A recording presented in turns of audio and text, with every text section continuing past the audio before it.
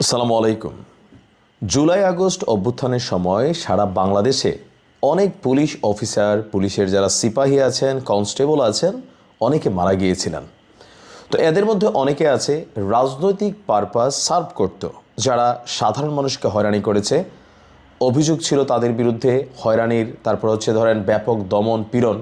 তো এরকম হয়তো কিছু সদস্য ছিল যাদের প্রতি মানুষের ক্ষোভ ছিল, আর ওই সময়টাকে কাজে লাগিয়ে আইনকে নিজের হাতে তুলে নিয়েছিল অনেকেই। তো অন্তর্বর্তী সরকার ক্ষমতায় থাকাকালীন পুলিশ সদস্যদের হত্যার বিষয়ে আসলে তেমন কোনো পদক্ষেপ নেওয়া হয়নি। পুলিশ সদস্যদের মনে ক্ষোভ আছে, তারা হয়তো পরিস্থিতির কারণে চুপ ছিল। কিন্তু আজকে আমাদের যিনি বিএনপির খুবই গুরুত্বপূর্ণ ব্যক্তিত্ব বা বর্তমান সরকারেরও খুবই গুরুত্বপূর্ণ একজন ক্যারেক্টার, মির্জা ফখরুল ইসলাম আলমগীর সাহেব, তিনি যেই ঘোষণা দিয়েছেন জুলাই অভ্যুত্থানে যারা পুলিশ হত্যা করেছে তাদের কিন্তু কোনো ছাড় দেওয়া হবে না।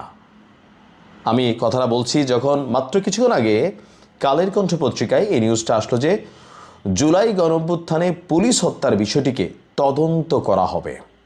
আর এই বক্তব্যকে দিয়েছেন বর্তমান সরকারের প্রভাবশালী মন্ত্রী হিসেবে যিনি আছেন, স্থানীয় সরকার, পল্লী উন্নয়ন এবং সমবায় মন্ত্রী মির্জা ফখরুল ইসলাম আলমগীর।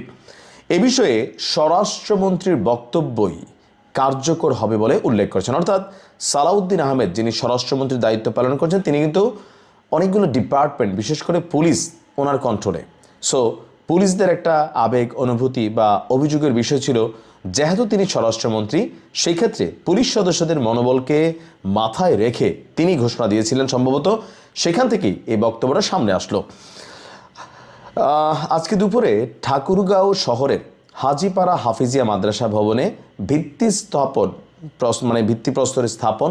তো সেই একটা প্রোগ্রামে যখন সাংবাদিকদের প্রশ্ন ছিল, তো তিনি বলছিলেন যে স্বরাষ্ট্রমন্ত্রী যেটা বলেছেন সেটাই হবে। তদন্ত হয়েছে, প্রয়োজন হলে আবারও হবে। বিষয়গুলো যেহেতু আদালতে আছে, আদালতের সিদ্ধান্ত সেটা আমরা মেনে চলব। অর্থাৎ পুলিশ তদন্ত পুলিশ হত্যার যে তদন্ত ইস্যু, সেটা আদালতে তদন্তাধীন রয়েছে। এখন বিএনপি সরকার আসার পরে ডক্টর ইউনূস সরকারের মতন আসলে কি বিষয়টা নিয়ে চুপ থাকবে, নাকি আসলে কার্যকর কোনো পদক্ষেপ নেবে? এ নিয়ে আবার যারা জুলাই যোদ্ধা আছেন তাদের ভাই ঘুম হারাম অনেক সমন্বয়কদের।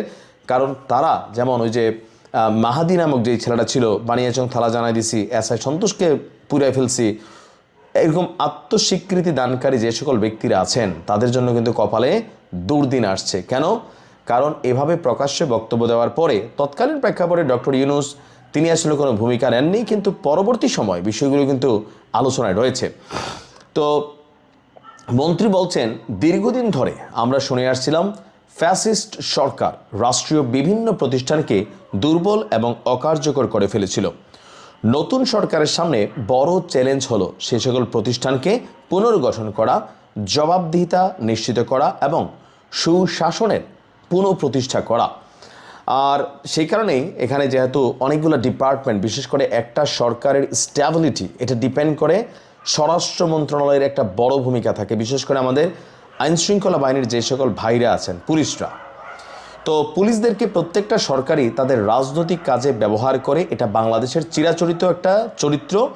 আর ইউনূস সরকারের সময় পুলিশ আইন একটা সংশোধনের ইস্যু ছিল যে পুলিশ আসলে কার নির্দেশে চলবে, পুলিশ কি স্বতন্ত্র সেনাবাহিনীর মতন স্বতন্ত্র স্বাধীন প্রতিষ্ঠান হিসাবে চলবে কিনা, নাকি আসলে যেইভাবে ছিল, তো এখন পর্যন্ত কিন্তু যেইভাবে ছিল আগে এইভাবেই রয়ে গেছে। তো সেই ক্ষেত্রে নতুন সরকারের কমিটমেন্ট হচ্ছে পুলিশকে তারা কোনো রাজনৈতিক কাজে ব্যবহার করবেন না। আর যদি করেন, আমাদের যারা পুলিশ সদস্যরা আছেন, এই যে জুলাই অভ্যুত্থানে বললাম না যে অনেক ঘটনা ঘটছে, তো 2-4 জন পুলিশ অফিসার তো ছিলেনই যারা আসলে রাষ্ট্রকে সার্ভ করার বদলে রাজনৈতিক ব্যক্তিদেরকে সার্ভ করেছেন। আর এর জন্য অনেক ভালো মানুষকে ফাঁসিয়েছেন, বিভিন্নভাবে জুলুম করেছেন, নির্যাতন করেছেন।